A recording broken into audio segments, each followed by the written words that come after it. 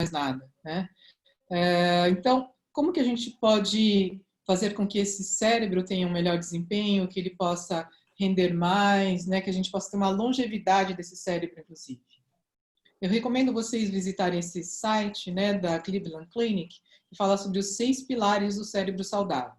Eu vou resumir um pouquinho, né, no próximo slide, quais são as informações que vêm desse site, tá? Então, basicamente, o que o site recomenda para você ter um cérebro mais saudável? Em primeiro lugar, fazer exercício físico. Então, você vê que não dá para a gente desmembrar as outras aulas, né, que já foram dadas durante a semana. Então, o exercício físico é fundamental, em especial o exercício físico aeróbico, né, para você realmente ter um cérebro mais saudável. Aliás, o último guia, né, o guideline da Associação Médica Americana, fala que nós devemos ter pelo menos 150 minutos de atividade física moderada a intensa, né? No mínimo 150 minutos de atividade moderada a intensa. Se alguém está fazendo menos do que isso, é hora de imediatamente começar a repensar a sua rotina de exercícios, né, até para preservar o seu cérebro. Com relação à alimentação, para o seu cérebro, o que é recomendado é a famosa dieta mediterrânea, aquela dieta rica em óleos, né, como azeite, peixes, né, como salmão, muita verdura, tá? Outra coisa fundamental é você estar sempre, né, fazendo o seu check-up, a sua consulta médica, né, seguir as recomendações médicas. Se você tem uma doença crônica, você precisa tratar dessa doença crônica. Você tem um diabetes, você tem hipertensão, fundamental, né? Não dá para a gente falar em um bom cérebro se você não estiver cuidando desses aspectos, controlando essas doenças crônicas. O outro é estudar sempre, né? Estudar sempre implica pode ser da escolaridade formal, né? Sabe-se hoje em dia que as pessoas que têm maior grau de escolaridade costumam ter o cérebro mais preservado, tá? Mas se você não teve oportunidade de ter uma escolaridade formal, estude sempre, vá atrás de temas novos. Estar também em companhia de outras pessoas, socializar, né? Estar com outras pessoas, principalmente se você no processo de envelhecimento, uma das coisas mais importantes é você estar incluído no ambiente familiar, com amigos, estar socializando. E, sem dúvida nenhuma, o descanso. O descanso que é representado pelas horas de sono, principalmente, mas, é claro, também por atividades bastante recomendadas hoje em dia, né, em especial nesses períodos de quarentena, que é a própria meditação. Indo para o tópico de meditação, essa é uma das linhas de pesquisa que eu tenho lá no Einstein, né? E a gente tem realizado vários estudos sobre os efeitos de você praticar meditação. Esse foi o primeiro estudo que nós publicamos ainda em 2012 na Neuroimage. A Neuroimage é a principal revista específica da área de neuroimagem, e nós publicamos esse estudo aqui, o treinamento em meditação aumenta a eficiência do cérebro, né, numa tarefa de atenção. Esse estudo, nós ficamos muito felizes, claro, de publicar na Neuroimage, mas nós tivemos também a oportunidade de ter esse estudo como um dos mais baixados da revista por cerca de 4 meses. Né? Então, esse tema, a meditação, a eficiência do cérebro, né, a atenção, são temas que são muito hot topics, né, temas quentes em ciência. Vai dizendo em que cor a palavra está pintada. Em que cor a palavra está pintada?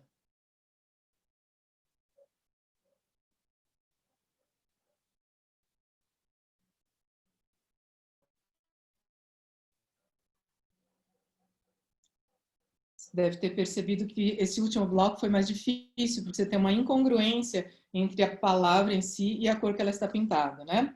Então, foi esse teste que as pessoas fizeram nesse estudo da Neuroimage, tá? E elas foram expostas 2 vezes a 180 palavras, né? Então, teste de atenção sustentada. Você escolhendo qual a cor, pressionando um botão, né? E você tinha, então, que manter a sua atenção e responder, né, a qual cor a palavra estava pintada. O resultado disso está aqui nessa figura, que são fatias do cérebro, tá? E aqui a gente tem as áreas em que as pessoas que não meditavam tinham que ativar a mais do que pessoas que meditavam com regularidade. Nós comparamos um grupo de pessoas que não meditavam com um grupo de pessoas que meditavam há pelo menos 3 vezes por semana, né? Pelo menos 30 minutos cada vez. E o que a gente observou é que as pessoas que não meditavam precisavam fazer mais esforço, entre aspas, recrutar mais áreas do cérebro, tá? Para ter o mesmo desempenho, tá? Então, parece que a meditação faz com que o seu cérebro se torne mais eficiente em tarefas atencionais. Se a gente falar em energia mental, a gente estaria, então, conseguindo poupar um pouco dessa energia mental. Um outro estudo clássico na área de cérebro e meditação é de um grupo da Harvard, da doutora Sara Lazar. Então, pela primeira vez em 2005, ela mostra que o cérebro de pessoas que meditavam há pelo menos 10 anos, com regularidade, era mais espesso. As áreas que vocês veem em vermelho, a ínsula e o córtex pré-frontal. São áreas relacionadas à atenção, interocepção e processamento sensorial. Então, parece que o cérebro foi mais exercitado e ele ficou mais espesso, né? É uma diferença estrutural mesmo, tá? Então, quem medita teria essas áreas de atenção, interocepção e processamento sensorial mais grossas, mais espessas do que quem não medita. Tendo esse estudo da Sara Lazar por base, nós a convidamos para ser nossa colaboradora no doutorado que foi de um aluno meu, do Rui Afonso, e nós resolvemos, então, focar o estudo em yoga, aqui no Brasil, ao invés de meditação. Até porque, em alguns outros estudos da Sara, ela tinha visto que os resultados do cérebro em pessoas que praticam yoga e meditação eram muito similares. Em especial, se a gente lembrar que o objetivo final do yoga é a meditação, né? Você tem os asanas, você tem os pranayamas que vão preparando o corpo para fazer uma prática meditativa. E aí nós estudamos o yoga em mulheres que tinham mais de 60 anos de idade, tá? Então, nós vimos o quê? Que nesse grupo de mulheres que tinha mais de 60 anos, as que praticavam yoga tinham o córtex cerebral mais espesso, tá? Em especial em áreas relacionadas à memória operacional e à atenção, à memória e à atenção. Os dois grupos, tanto o grupo que não praticava quanto o grupo que praticava yoga, eles foram muito similares, né? Desde a idade, anos de educação, né? Esse estudo ele foi muito elogiado porque nós escolhemos mulheres, todas elas tinham alto nível de escolaridade nos dois grupos. E como a gente já viu no slide anterior, escolaridade é uma das coisas que mais protege o cérebro, né? E nós conseguimos ver, então, que as mulheres que praticam yoga, elas têm essas áreas mais espessas.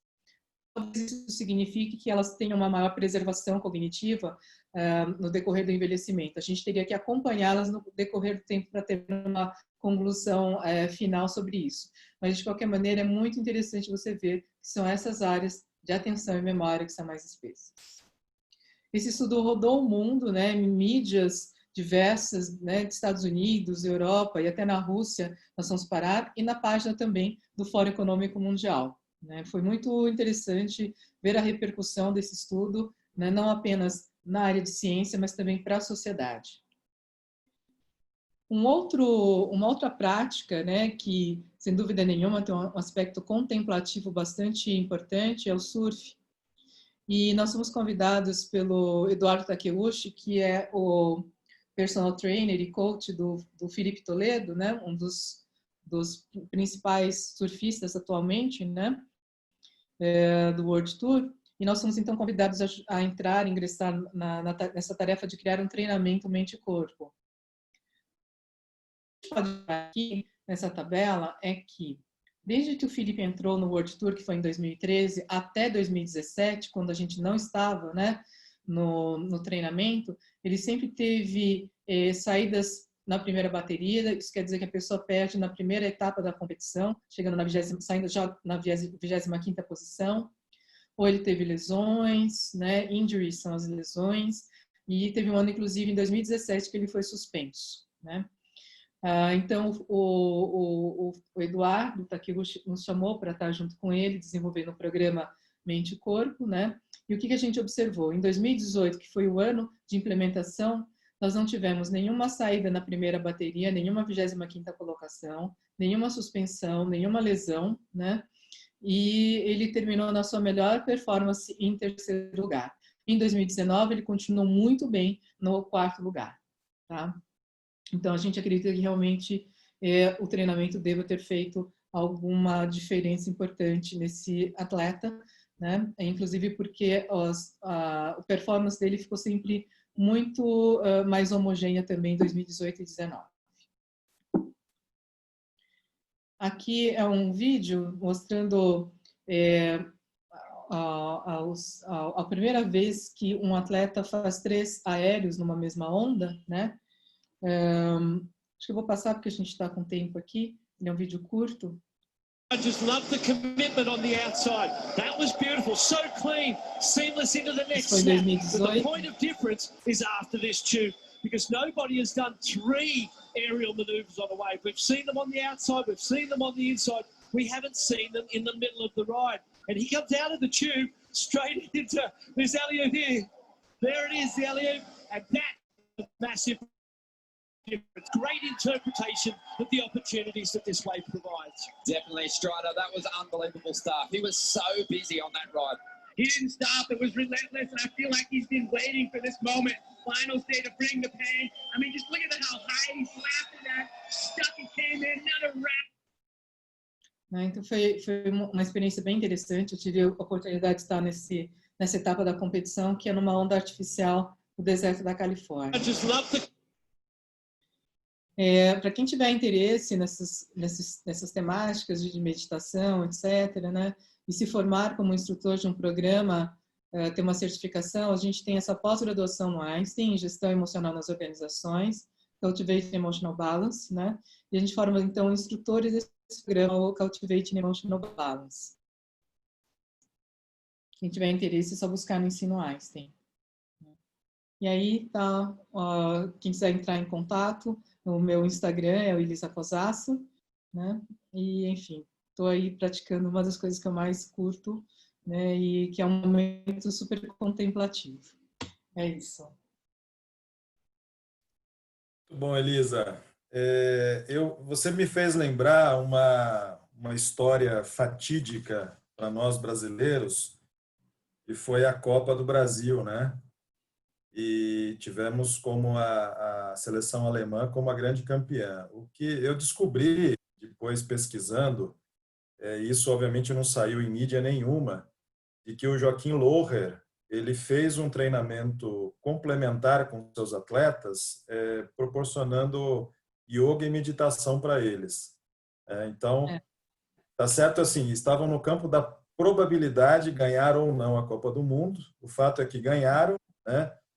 E era uma lavada em nós. Isso teve um efeito muito positivo. Mas a gente faz um contraponto também, e eu acho que isso conversa muito com o que a gente abordou ontem, né, da gestão emocional, quando a gente compara a seleção alemã, que nitidamente eles estavam com uma atitude muito mais positiva, se divertindo, né, eles se alojaram no litoral da Bahia, e também vieram com o propósito de deixar um legado, né? Porque eles deixaram aquele centro para trabalhos sociais. Os brasileiros, infelizmente, né? Eu olhava assim aquela choradeira toda quando cantavam um hino e tal. Sem brincadeira, a gente olhava aquilo assim, eu falava, meu Deus, desculpa, eu vou ter que falar uma palavra, mas é o que mais retrata. Vai dar merda, né? Porque a maneira como eles estavam sequestrados emocionalmente era o campo para tudo dar errado, né? Enfim, talvez isso, a gente não tem pesquisa sobre isso, mas isso demonstra, né, a importância da gente saber se trabalhar e, de fato, os aspectos mentais e emocionais, eles têm um impacto muito forte na performance, né? Algo que a gente está começando a olhar isso com mais atenção. Um atleta de alto nível é uma questão de milissegundos às vezes, né? Segundos são uma, como é que é? seria assim, muita coisa, né? Geralmente, muitas coisas se decidem em menos de um segundo. Então, todo o foco, toda a atenção, controle emocional são fundamentais. Muito bem. Eu vou, antes da gente passar para a Isabel, eu gostaria de fazer uma enquete com vocês, tá? É bem curtinha, vai aparecer na tela de vocês aí. São algumas questões para que a gente possa identificar um pouco da realidade de vocês, de quem está aqui na sala. Então, a primeira questão é: minhas estratégias para manter a minha saúde mental e emocional são... Aí você tem aqui 4 opções: faço terapia, pratico meditação, ou participo de programas de desenvolvimento pessoal, como cursos, seminários, etc., ou não faço nada atualmente. Vai respondendo, daqui a pouco a gente tem um resultado disso.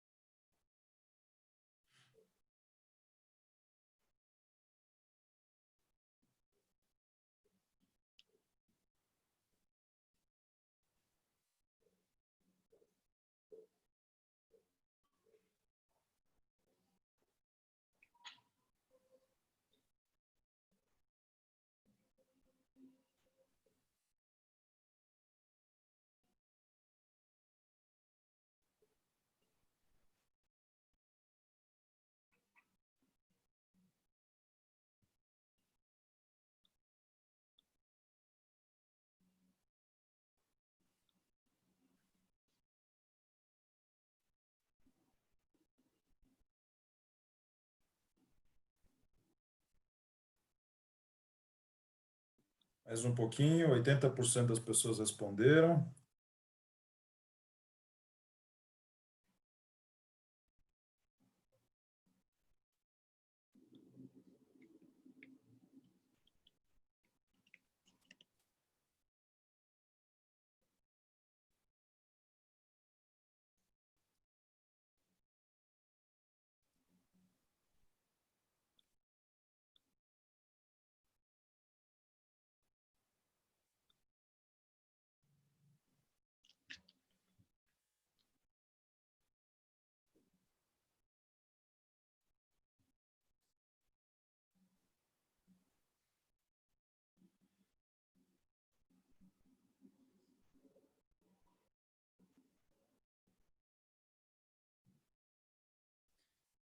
Muito bem.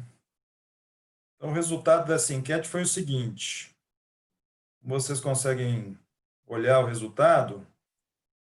17% do público aqui faz terapia com psicólogo regularmente. 45% das pessoas fazem meditação. Que bom, hein? Muito bom. E 21% programas de desenvolvimento pessoal.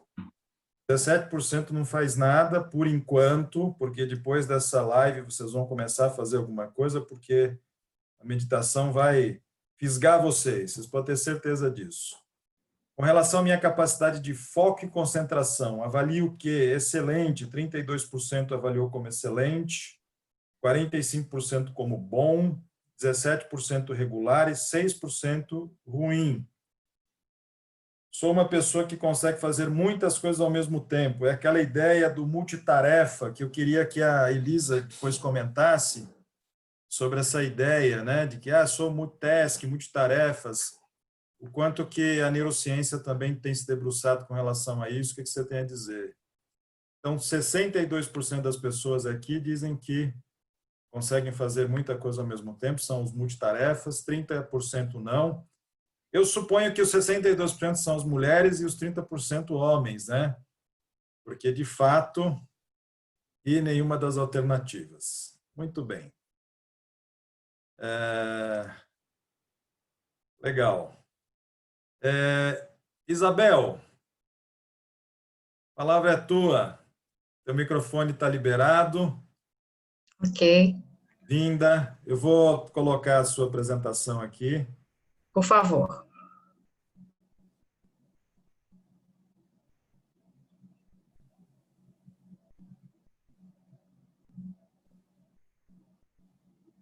Vai lá.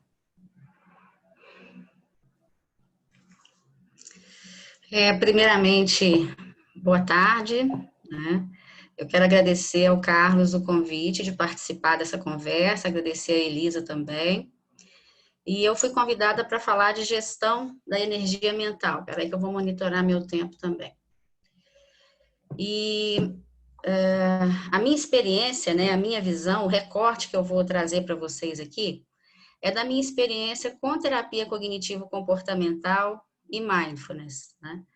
Com terapia cognitivo-comportamental, que a gente chama TCC, eu já trabalho há muitos anos, sempre trabalhei, é a linha da psicologia que eu trabalho aí há quase 3 décadas, e nos últimos 10 anos eu me formei em mindfulness, que é uma prática baseada em meditação, é uma habilidade, né, que a gente treina, e a Elisa teve uma participação muitíssimo ativa aí durante todos esses 10 anos na minha formação, né? Não só em termos de meditação propriamente dita, como também na carreira acadêmica, né? No doutorado principalmente. Então, quando o Carlos me convidou para falar de energia mental, eu imagino que as pessoas queiram saber como que a gente faz para direcionar, né, da melhor forma possível, todos os nossos atributos mentais, para que a gente tenha um bom desempenho de uma maneira geral, né? Principalmente, o Carlos já falou aí hoje, principalmente no foco, né? Como é que eu faço para desenvolver um bom foco? Eu não vou direcionar bem a minha energia mental, né, se eu não conseguir fazer foco, porque essa energia ela vai ficar dissipada, né? Ela vai ficar distribuída em vários aspectos, né, da minha vida, e eu não vou conseguir direcionar adequadamente, né? Então, dentro da minha perspectiva, né, e da minha trajetória teórico-clínica, né, não tem como falar de energia mental sem falar de gestão da atenção, né? A gente está falando de gestão da energia mental. Eu vou pedir licença para dar esse recorte, eu vou falar de gestão da atenção, que é uma coisa que tanto na terapia cognitivo-comportamental quanto nas práticas de mindfulness é um dos nossos principais objetivos, ajudar as pessoas, ajudar principalmente os nossos pacientes a desenvolverem um bom foco, né? Eu vou falar o que é um bom foco, né? Então, mindfulness, ele vai entrar dentro do escopo da terapia cognitivo-comportamental. Esse modelo que está na tela aí é um modelo bem tradicional da terapia cognitiva, né? Quem está nos assistindo e conhece TCC já conhece isso daí. Então, aí a gente tem vários aspectos da nossa experiência, né? Nós temos a situação, que pode ser interna ou externa, também chamada de gatilhos, né? Os nossos gatilhos, pensamento, emoção e comportamento, né? Aqui, na minha visão, né, a gente está diante dos principais ladrões ou sequestradores da nossa atenção, né? Das duas, uma, ou eu consigo distribuir muito bem a minha atenção entre esses diversos aspectos aí da minha experiência, ou eu vou ficar muito focada num deles, né? Isso talvez não fosse um bom foco, né, de uma maneira geral. Por quê? Porque todas as informações da minha experiência são relevantes, né? Então, os gatilhos, que são as situações que podem ser internas ou externas, por exemplo, uma emoção minha, né, é um gatilho interno, uma situação interna, ou uma situação do meu dia a dia, como estamos vivendo agora, né? Agora nós estamos vivendo uma pandemia.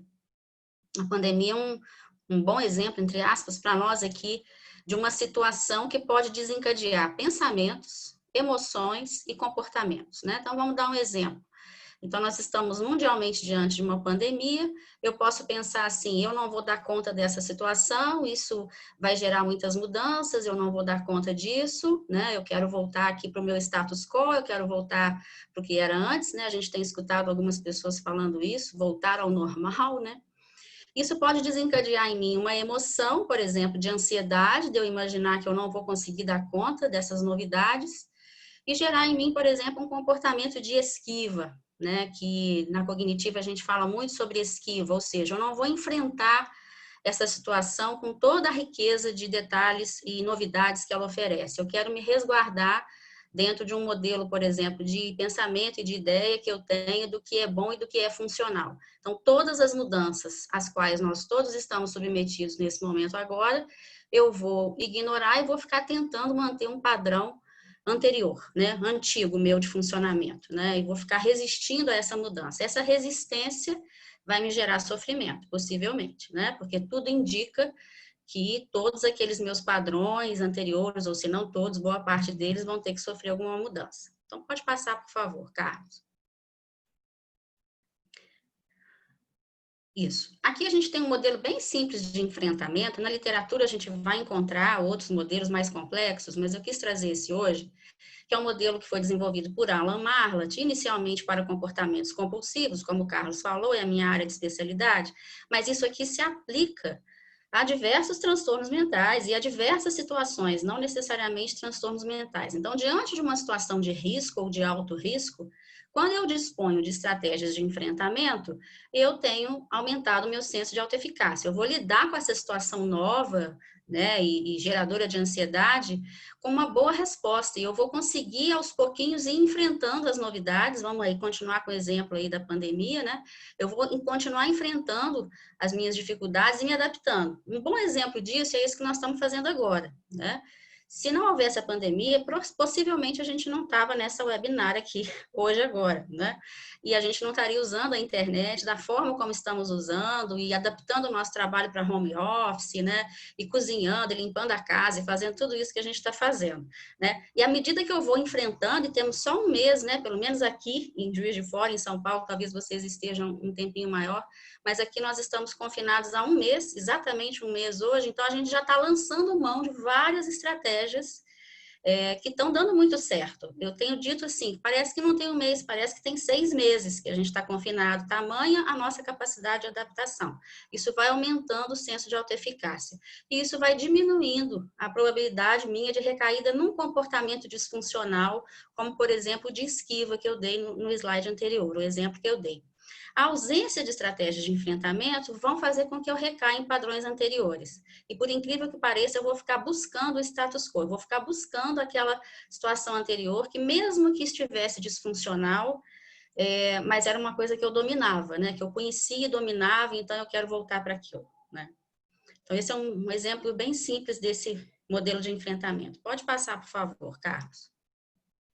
Aí a gente tem um modelo da terapia cognitivo-comportamental que eu acho que vai ajudar a entender como que esse processo de atenção pode me ajudar na gestão da minha energia mental, né? Quando eu não gerencio, eu não sou um bom gestor da minha atenção, ela tende a vaguear, né? Isso é natural, esse é um processo natural. Eu não sou um gestor da minha atenção, então ela vai se direcionar para caminhos que ela já esteja habituada, né? Então a gente fala, são aquelas valas comuns do nosso dia a dia, do nosso padrão de pensamento e comportamento habitual. Então o gatilho aí, ó, ele vai disparar. O gatilho ele é disparado, isso aciona crenças mal adaptativas e dependendo do meu nível e qualidade de atenção, eu vou conseguir gerenciar isso, porque isso aí é natural de acontecer, não tem a princípio nenhum problema. Mas se eu não tenho uma boa qualidade da atenção, se eu não sou um bom gestor da minha atenção, ela tende aos padrões hiperaprendidos que a gente fala, né, que foram já estabelecidos ao longo da minha vida. Aí eu vou fazer uma avaliação cognitiva mal adaptativa daquela situação, isso vai gerar o quê? Sintomas fisiológicos, né, diante dessa experiência subjetiva complexa que é integral, como o Carlos falou no início, vai me gerar respostas comportamentais, muitas vezes disfuncionais, que vai retroalimentar essa experiência subjetiva, por exemplo, de desconforto, de ansiedade, de sentimento de vulnerabilidade, de impotência, e esse círculo fica fechado. Se eu tenho uma boa qualidade da minha atenção, se eu sou um bom gestor da minha atenção, eu considero as minhas sensações físicas, porque elas são o grande disparador dos gatilhos, né? É aquele nó, né, na boca do estômago, é aquele aperto no peito, são todas as minhas sensações físicas, que são as grandes desencadeantes, né, desencadeadoras, eu vou conseguir gerenciar esse processo na medida em que eu tenho consciência dele. Mindfulness entra exatamente nisso que está circulado de vermelho aí, né? Mindfulness vai ser o treinamento de Mindfulness é um treinamento de habilidade para gerenciar a atenção. né? Com isso, eu vou ter a possibilidade de escolher, diante de uma situação desafiadora, quais são as melhores respostas que eu posso e preciso dar. E isso vai ser, inicialmente, indicado, como eu falei, por uma sensação física, que, por sua vez, né, está acompanhada de uma emoção. Essa emoção, por sua vez, tem dentro dela uma mensagem, como a gente fala, né? O que eu preciso diante dessa situação. Então, agora, por exemplo, se eu sinto medo diante da pandemia, é natural que eu sinta, não há nada de errado com isso. Eu vou buscar comportamentos de cautela. Eu vou usar máscara, eu vou usar álcool em gel, né? Eu vou fazer o isolamento como é preconizado, né? Então, eu vou adotar comportamentos que estejam em sintonia com o que vai me trazer segurança, né? Então, isso é uma forma de gerenciar uma situação dessas de maneira funcional. Pode passar o próximo, por favor. Então, eu sempre uso essa metáfora do oceano e do barquinho, né? Um grande oceano seria a nossa consciência, onde a atenção flutua, né? Onde a nossa mente se situa. Se o meu barco está ancorado, eu consigo avaliar outras possibilidades diante desse universo tão grande de possibilidades de resposta numa situação desafiadora. Se meu barquinho não está ancorado, a minha atenção vai para frente, vai para trás, vai para o futuro, presente, passado, né? Eu fico tentando lançar a mão de coisas que eu já domino e conheço, e uma mente mindful é uma mente curiosa, né? Uma mente que foca a atenção na experiência imediata, né? Ela é aberta, ela é curiosa. Então, assim, agora, por exemplo, estamos vivendo uma situação desafiadora com muitas novidades. A gente precisa ter essa mente aberta, porque senão fica aquela mente cheia de categorias pré-estabelecidas que eu já dominava antes e que não vão ser úteis agora, porque a situação é muito nova, né? Ela é muito desafiadora, e com isso eu não consigo explorar, né, novas alternativas. Então, o barquinho precisa estar ancorado, né? Mas ele precisa flutuar, não é aquela ancoragem rígida, né? Eu preciso sim ter flexibilidade, tá? E em Mindfulness a gente treina a meditação através do uso principalmente da respiração, tá? A respiração é a principal âncora em Mindfulness, assim como o peso do nosso corpo, as sensações corporais, né? Diferente disso, eu entro num processo de ruminação. Falei da esquiva, né? É quando eu fico tentando fugir do desconforto, porque a gente só quer viver coisas boas, né? A pessoa foge do sofrimento, e aí existe uma grande negação de uma situação aversiva, que muitas vezes traz consigo grandes aprendizagens. E nisso que eu vou tentando evitar, ao invés de aceitar o sentimento e explorar novas respostas, eu entro num processo de ruminação que me leva ao piloto automático, né? Então, isso pode gerar desde um desconforto até um sintoma, até uma doença, até uma depressão, até um transtorno ansioso, né? E por aí vai. O próximo. Então, quais são os componentes, né? Que, como eu falei, Mindfulness é um construto, né? Que advindo do budismo, mas que os programas baseados em Mindfulness que a gente usa na área da saúde, a gente eles são laicos, né? Eles são seculares, eles não são programas baseados na religião. Mas quais são, então, os componentes que eu treino nessa habilidade, né? A habilidade de ter atenção plena, de ter uma mente mindful, né? Observação, você conseguir estar atento a eventos, emoções, comportamentos e principalmente aos seus pensamentos, né? Muitas vezes aqueles ladrões, sequestradores que eu falei lá da nossa atenção são os nossos pensamentos. Então a pessoa fica vivendo os pensamentos como se aquilo fosse a expressão da realidade, nem sempre é.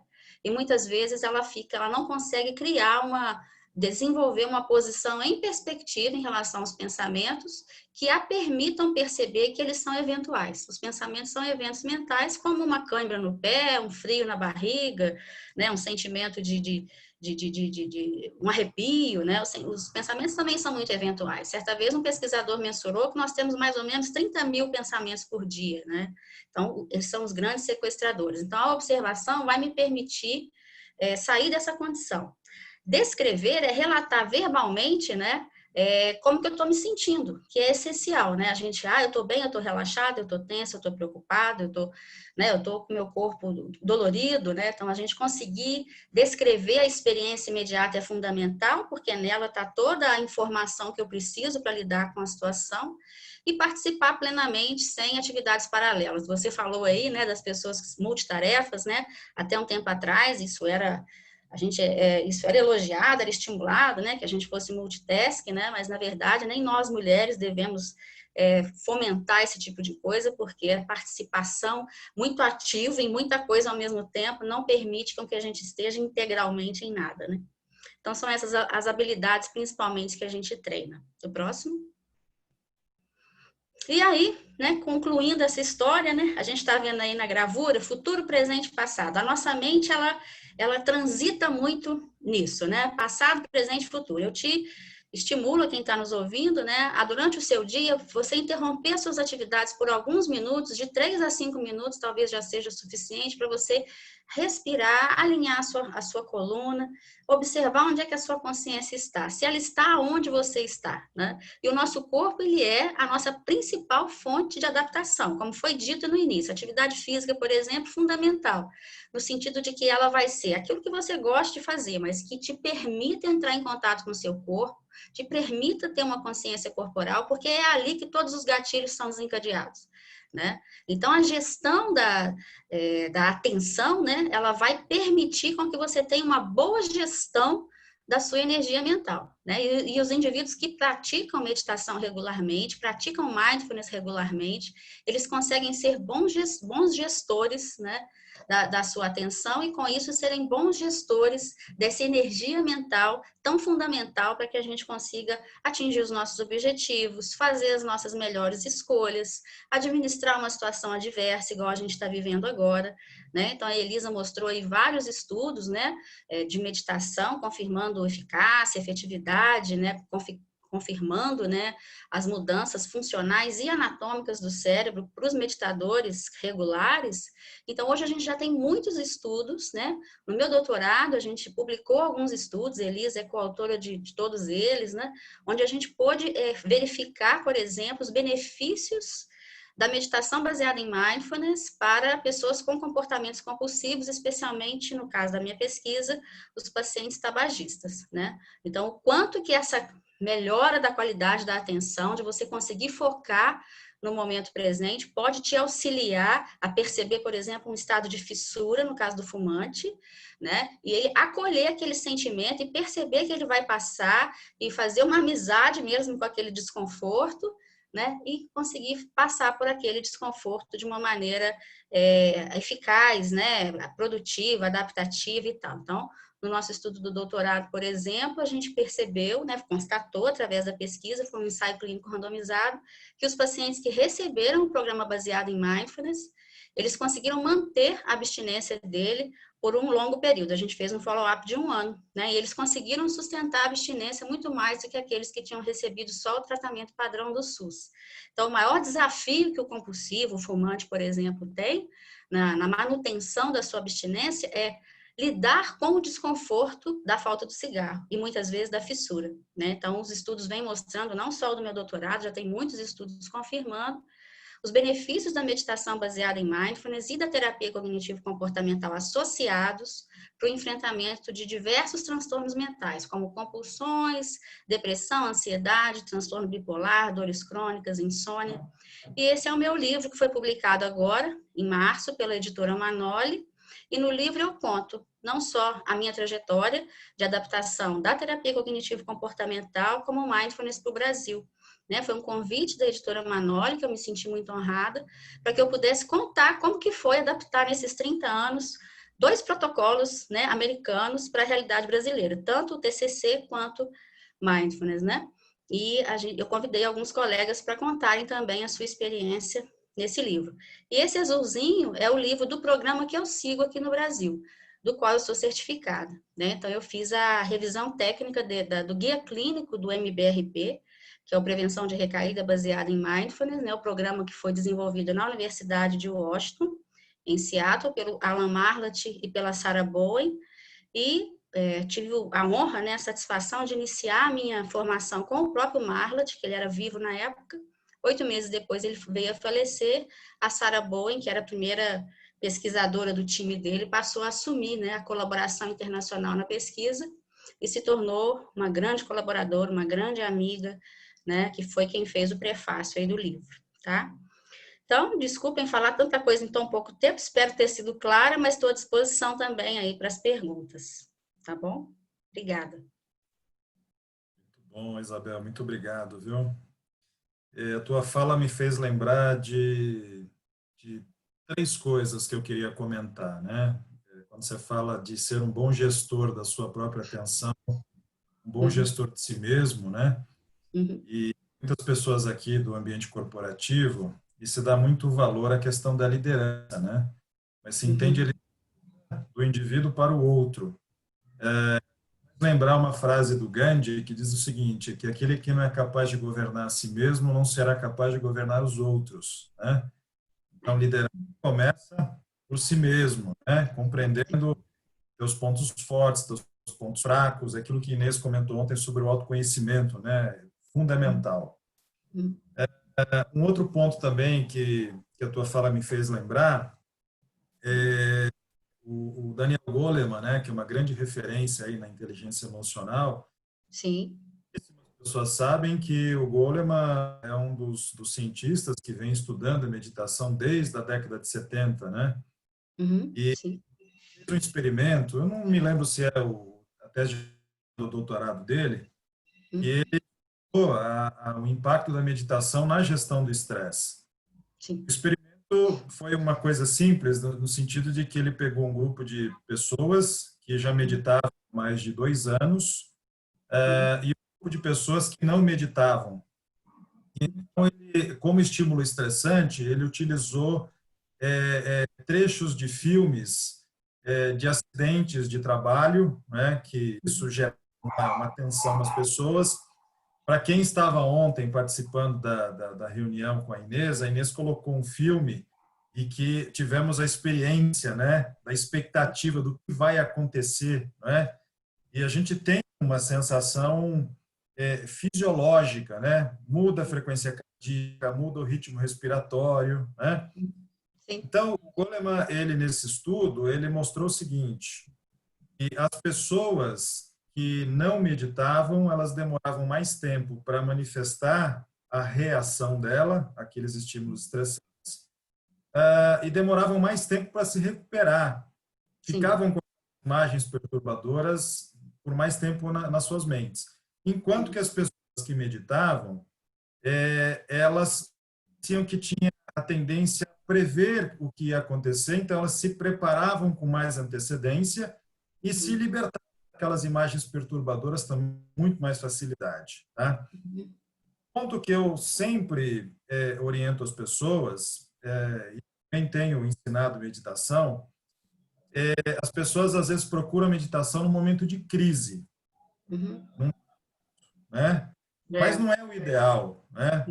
Porque até inspirado por esse experimento do Goleman, é como se eu pedisse para 2 pessoas, uma sedentária e uma bem preparada fisicamente, pedisse para as 2, olha, subam 10 andares pelas escadas de um prédio, né? Os vão chegar? Sim, mas em que estado? Né? Então, eu creio que eu, como uma pessoa que sou um grande entusiasta da meditação, a gente deve praticar meditação por puro prazer na vida, né? Porque a gente vê valor, que aquilo é bom para a vida. E numa situação de crise, eu tenho a musculatura preparada para enfrentar, né? Normalmente, o que as pessoas não fazem, procuram a terapia, não por autoconhecimento, mas porque estão em crise, procuram a meditação, não para autoconhecimento, mas porque estão em crise. Eu acho que isso está mudando, eu acho que isso está mudando um pouco, sabe, Carlos? Pela minha experiência, assim, eu vejo pessoas procurando a meditação de uma forma preventiva, talvez não seja a maioria, concordo com você, mas, assim, eu vejo as pessoas procurando de uma forma preventiva, assim, sabe, para autoconhecimento. A meditação, eu acho que ela honestamente, eu acho que ela é uma das melhores, se não a melhor forma de autoconhecimento. Né? A gente pode associar as práticas de mindfulness, práticas meditativas, com o protocolo da TCC, e isso foi um casamento, assim, muito bem sucedido, sabe? Porque você vem com todo aquele arcabouço da TCC que te ensina, né? O que é um pensamento, o que é uma emoção, o que é uma sensação física, né? O que é um comportamento, né? Advindo de tudo isso. E você vem com a meditação que te traz a consciência plena, né? De você conseguir acessar os estímulos, todos eles, com mais rapidez, talvez seja isso que você disse, né? Então, a meditação, a gente não faz a meditação para isso, mas ela é um treino de performance mental mesmo, né?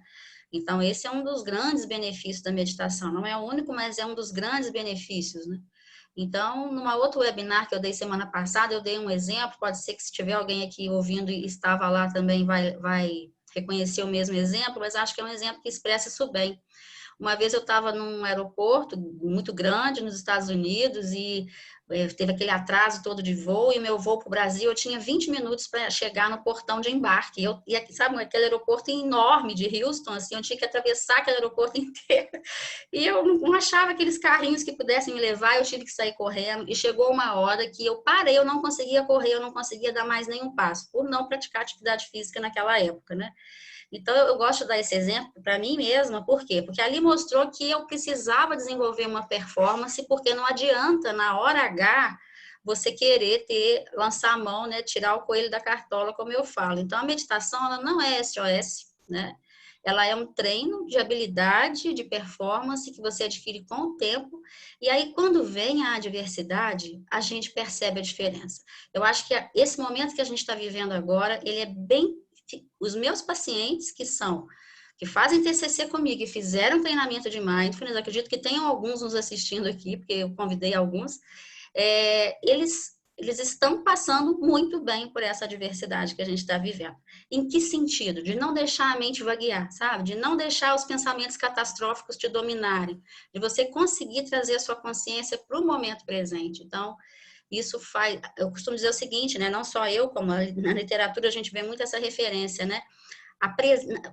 Não há, o maior antídoto para o futuro e para o passado é o presente, né? No presente você encontra todos os recursos que você precisa para enfrentar uma adversidade. Então, a gente tem percebido essa performance, eu tenho percebido em mim e tenho percebido nos pacientes que eu acompanho, sabe? E isso é muito gratificante. E tem um elemento também que eu acho que é importante, né? Porque às vezes a gente tem essa atitude de repulsa por aquelas experiências que são desagradáveis, né?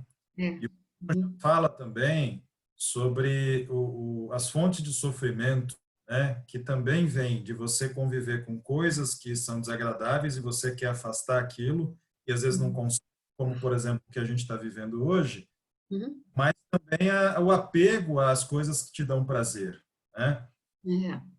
Muito sobre a virtude da equanimidade, que é olhar o evento, não reagir, observar, sentir, reconheço, é legítimo, né? A emoção, o sentimento, mas observar e criar um espaço, né, para que eu possa escolher a ação mais apropriada para lidar com aquele contexto. É uma de enfrentamento, né? Que também o teu trabalho demonstra assim um caminho muito interessante para se construir isso também, né? Exatamente. Quer dizer, a gente aceita, né? Uma pessoa postou aqui agora, né? A gente não deve se apegar nem à dor, nem ao prazer, né? E é muito por aí mesmo, porque ambos são eventuais, né? Eu costumo dizer o seguinte: quando a gente está de férias, num lugar bacana, a gente pensa assim, que pena que isso aqui vai acabar. Mas quando a gente está diante da dor, a gente não fala isso. A gente não fala, isso vai acabar. A gente tem aquela tendência a achar que aquilo vai durar pro resto da vida, né? Então, a meditação nos leva ao desapego, sem dúvida nenhuma. E é muito legal isso, né? É muito bacana. É a compreensão de que tudo é impermanente, tudo está em constante transformação, né? Exatamente. Bom, eu gostaria da gente fazer uma interação com algumas perguntas, tá? E queria trazer, na verdade, uma provocação para que a gente pudesse refletir aqui.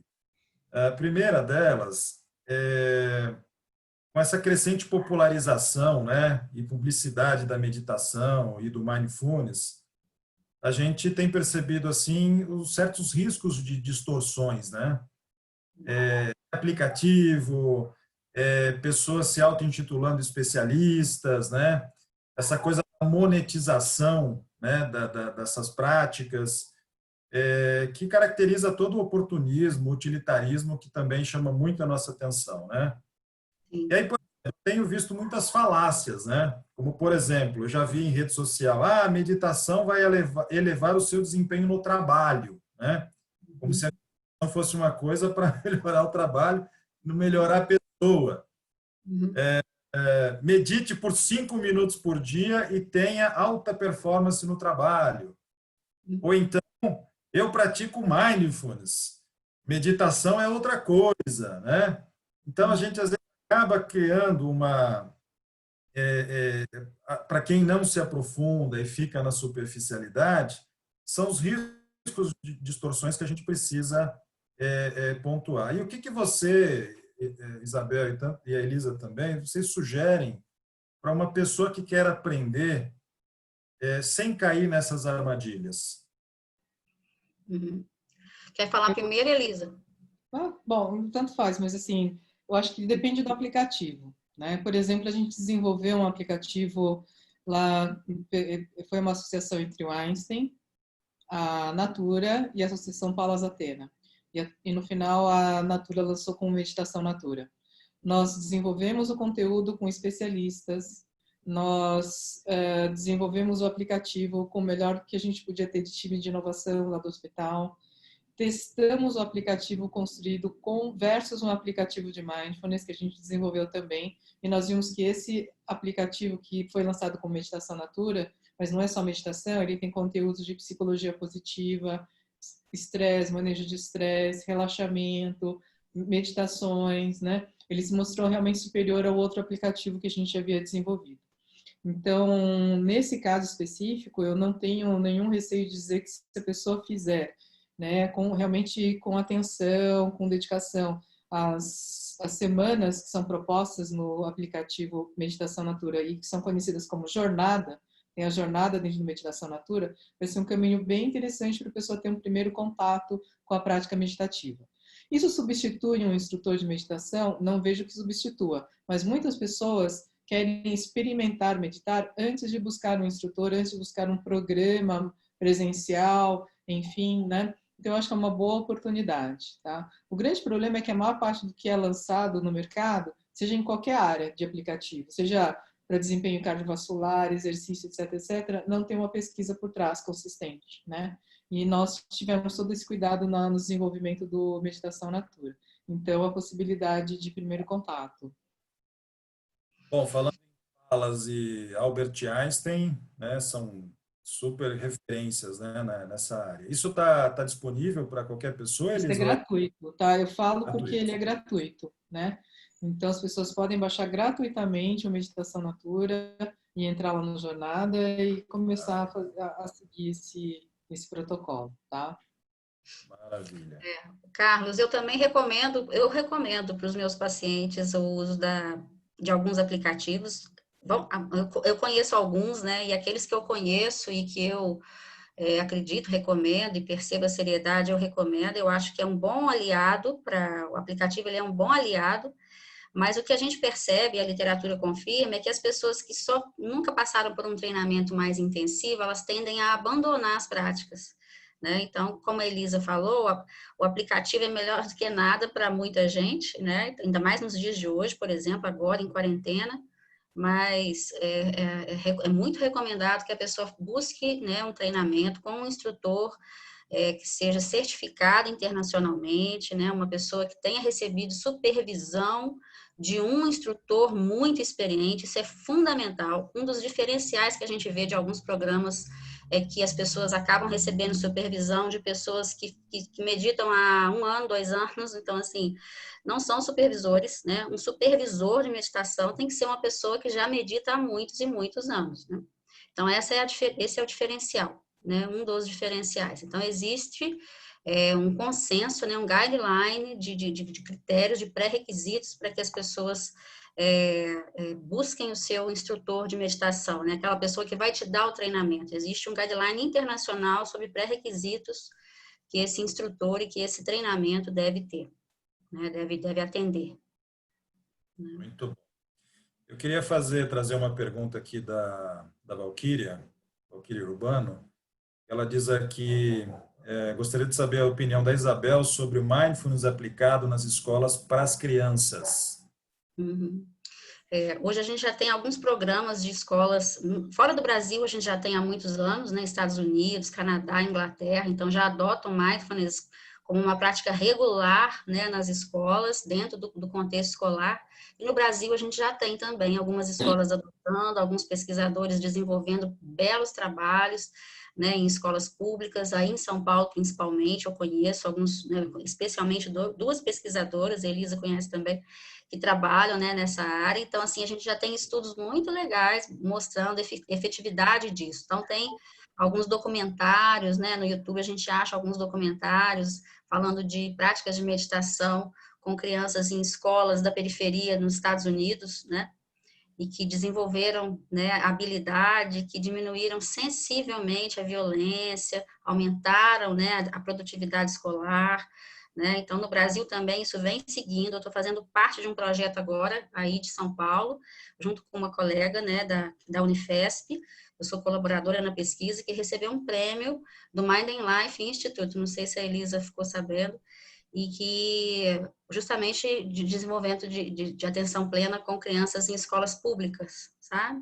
Então, já está acontecendo no Brasil algumas coisas bem interessantes, e a gente recomenda com ênfase, né, que as escolas possam desenvolver alguma coisa assim, para auxiliar no desenvolvimento emocional e mental dessas crianças, né, e na socialização, principalmente. Tem, inclusive, o projeto do Dalai Lama, né, o C-Learning, junto com a Tibet House aqui. Eu tive contato também, e a ideia é de trazer a educação ética, emocional e social, né, para as crianças. Inclusive, Val, eu acho que também tem um caminho bem interessante da gente, como pais, né, como praticantes, a gente levar para as crianças. E compartilhando uma experiência aqui em casa, eu tenho aqui a Lorena, que hoje tem 9 anos, e a Lorena pratica meditação desde os 5 anos de idade. Então, que estratégia que eu adotei com ela? Eu tenho um aplicativo, que na verdade é um timerzinho, chamado Insight Timer. Você tem ali a opção de configurar ele, define o tempo, pode colocar uma música, tem lá um módulo pago com aulas. Eu só uso praticamente o gratuito. E aí tem um aspecto didático, uma didática de você colocar, por exemplo, 2 minutos a criança para meditar, fazer junto, né? Isso acaba criando um estímulo muito bacana, muito positivo. Isso criou um impacto tão bacana para ela que praticamente todas as noites ela... E aí, pai, vamos meditar hoje? Né? Então, é um momento nosso também, um ritual meu e dela, né? Para que a gente possa estar junto. E ela sabe o que é meditação. Não me preocupo, por exemplo, se ela está aplicando a técnica da focalização da âncora de atenção corretamente, né? Mas isso já vai criando uma cultura nela, né? Hoje, por exemplo, ela faz 9 minutos. E aí eu combinei com ela, né? Dentro do conforto dela.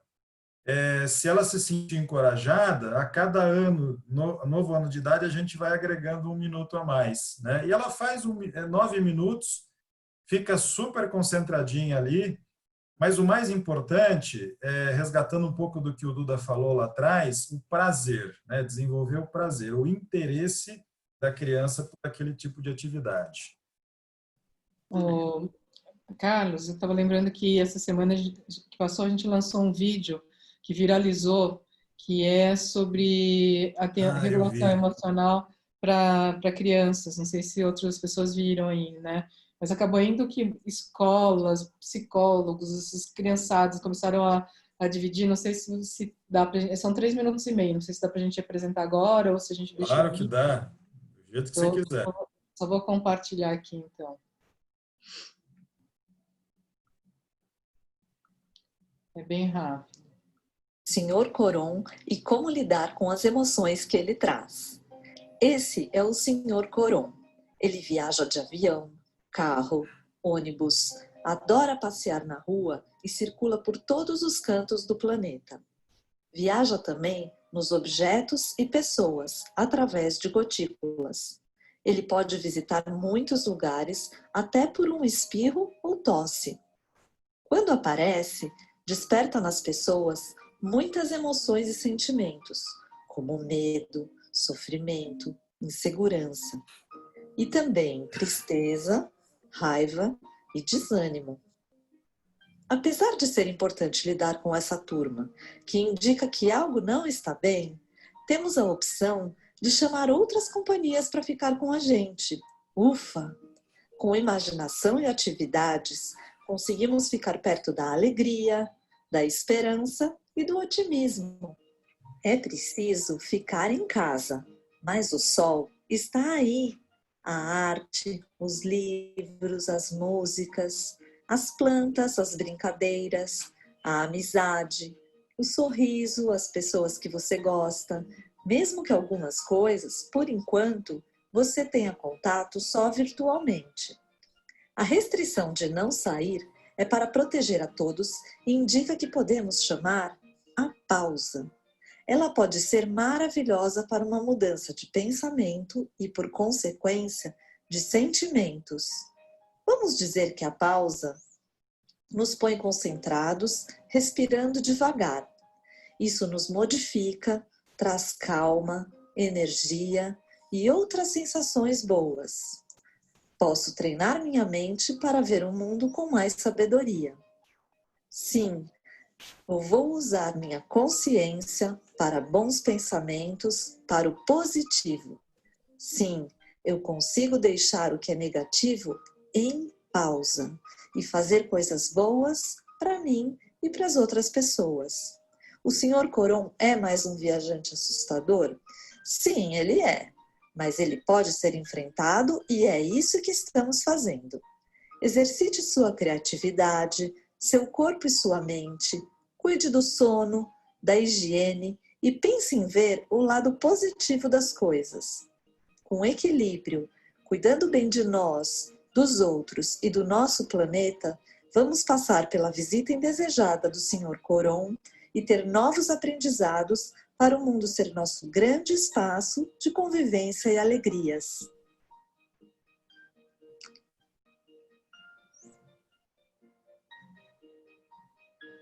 Que tal exercitar a sua calma com uma pausa? Inspire devagar. 1, 2, 3. Agora segure o ar em 2 segundos. 1, 2.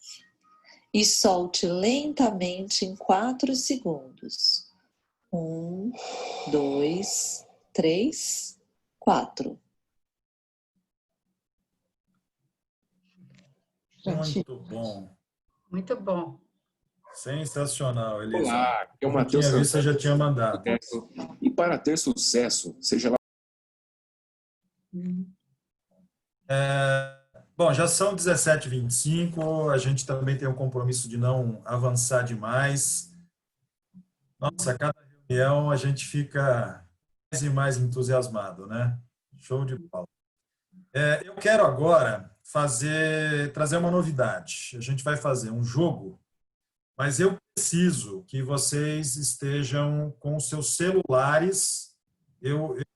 Muita gente está acompanhando aqui pelo celular, mas a gente vai precisar do celular para jogar, tá? Eu até reconheço que talvez deveria... Eu avisei isso no e-mail, tá? Não sei se todos leram o e-mail, mas para que a gente possa participar efetivamente do jogo, a tela do computador está no Zoom e aí o jogo vocês vão logar a plataforma, tá? Então, olha só, o que vocês vão fazer? Vocês vão entrar no seu celular. Deixa eu colocar a tela aqui. Kahoot.it. Entra lá no navegador do seu Google Chrome. Você vai colocar kahoot.it. Esse pedacinho aqui só. Kahoot.it. Não coloca .com. Ele vai aparecer, mas não entra nesse. Põe IT.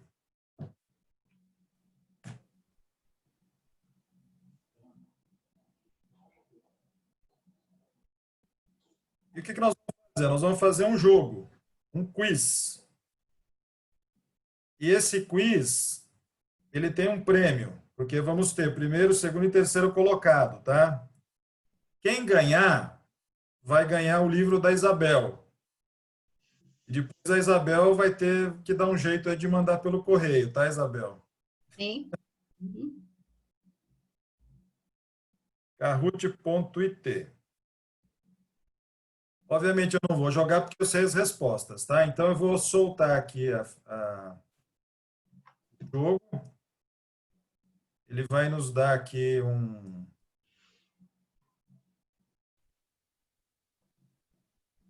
PIN. Vou aguardar o.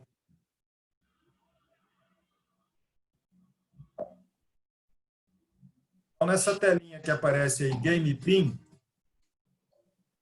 você coloca 2319518. Aí, avançando, ele vai pedir nickname. Aí você põe teu nome. Olha lá, a Tânia já entrou, a Inês já entrou, Luana, João Paulo, Kiyoko.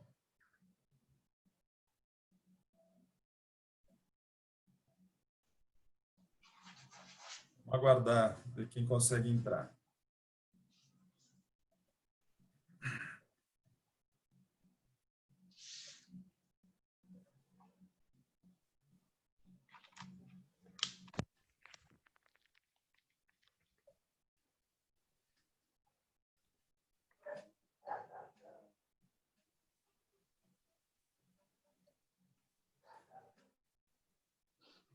26 pessoas.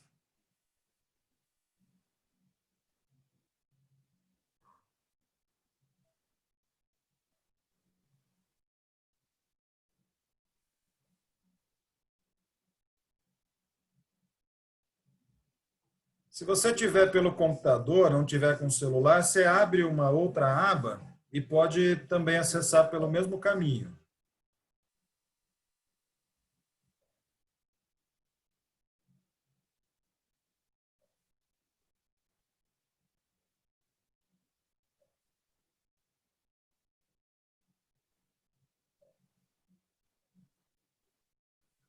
Mais ninguém?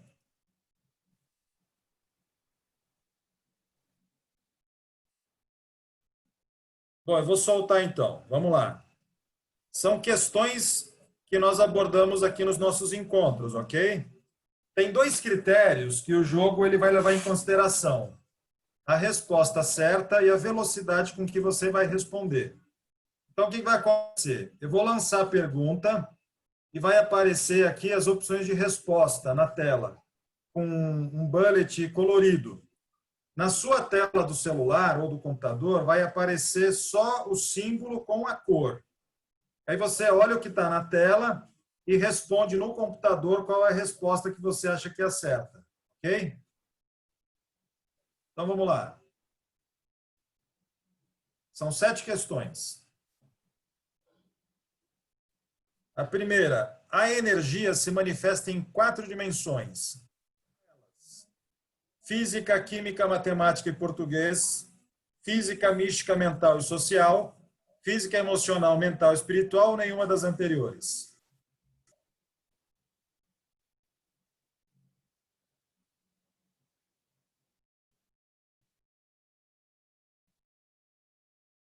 Muito bem, tivemos aqui 17 respostas certas.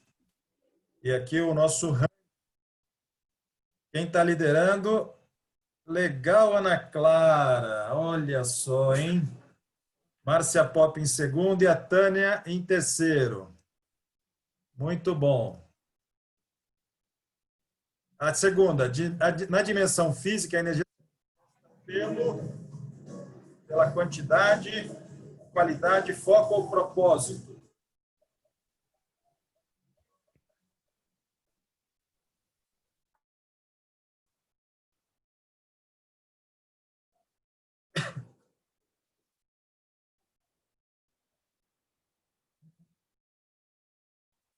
Quantidade.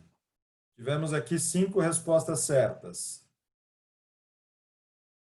E Márcia Ana Clara caiu lá para baixo. Próxima. Na dimensão mental, a vitalidade se manifesta pela qualidade, propósito, quantidade ou foco.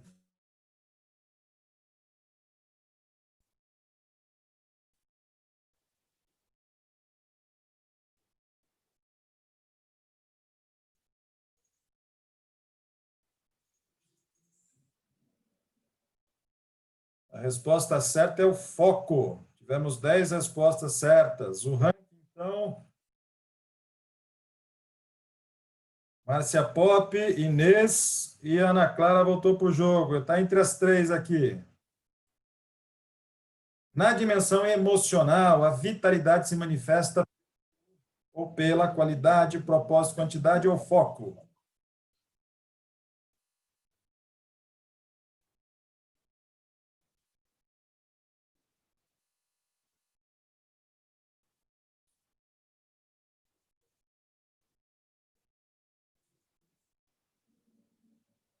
Qualidade. 12 respostas certas. O ranking está entre Márcia, Inês e Valquíria, que subiu agora. Para gerenciar o estresse no dia a dia, é necessário tomar complexo vitamínico, adotar rituais para equilibrar o consumo com a recuperação, relaxar mais ou fazer mais exercícios e se alimentar melhor.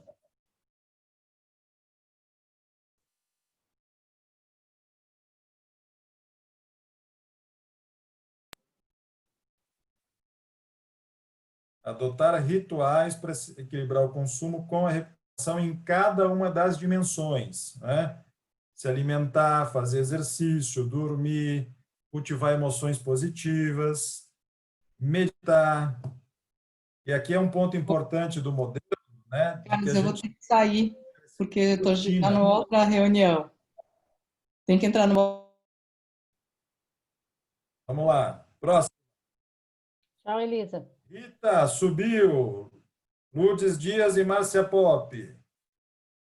Penúltima, a energia física é a mais relevante, fundamental, bonita ou frágil?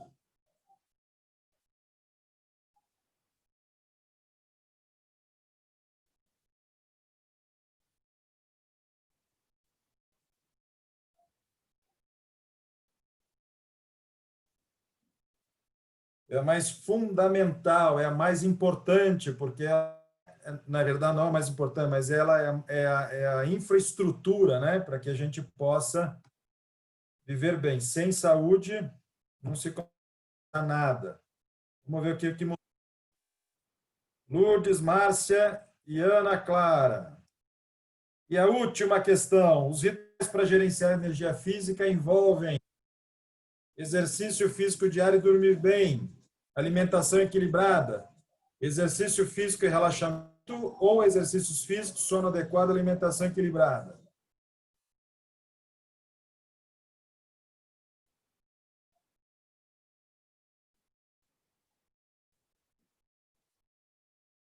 Muito bem, tivemos 20 respostas certas e o resultado final do pódio é terceiro lugar para Rita.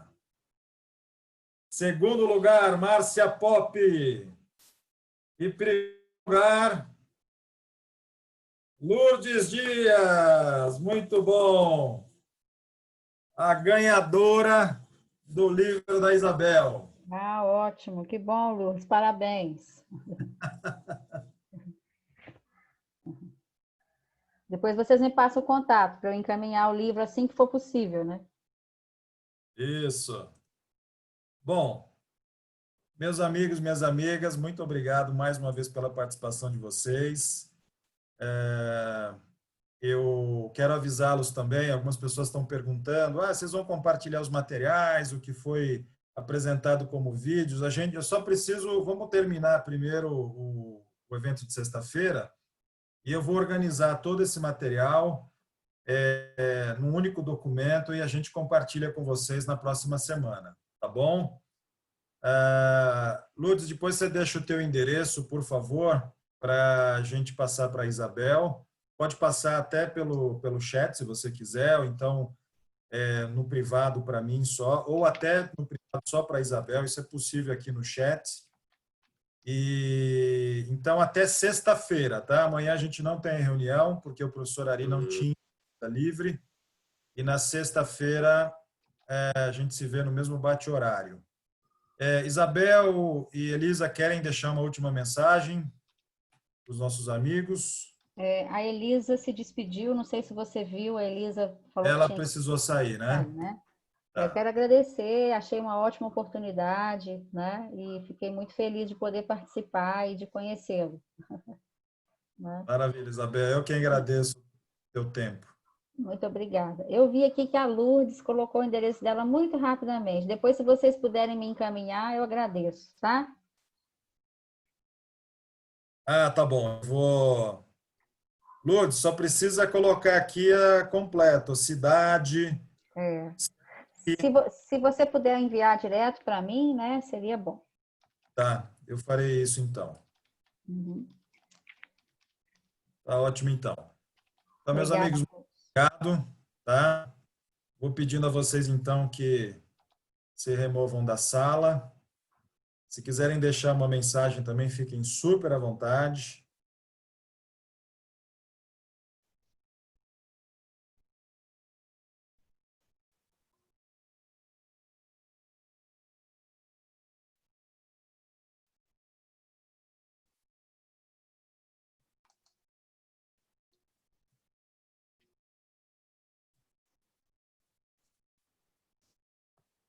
Eu completei o endereço, tá ok?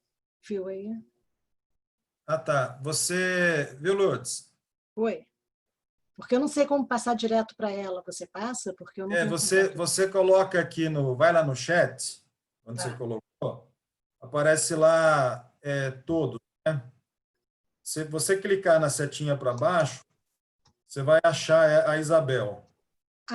Tá. Eu não sabia. Isabel aí, essa mensagem só vai para ela. Ok. Eu repito diretamente para ela. Eu não estou acostumada a usar. Eu coloquei o meu e-mail aqui no chat também, caso vocês queiram, para poder me enviar. Legal. Tá? Tá ótimo.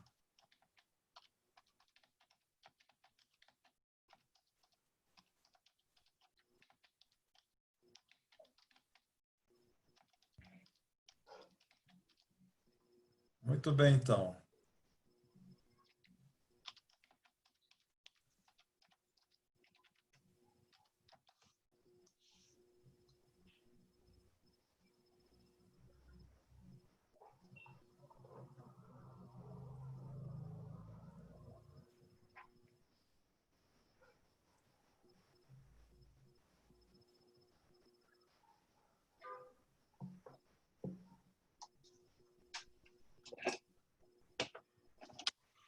Ok. Lourdes, posso te remover, Lourdes? Pode sim. Isso aí. Então, tá bom. Tudo de bom, viu? Muito obrigado. Até sexta-feira. Legal. Tchau. Obrigada.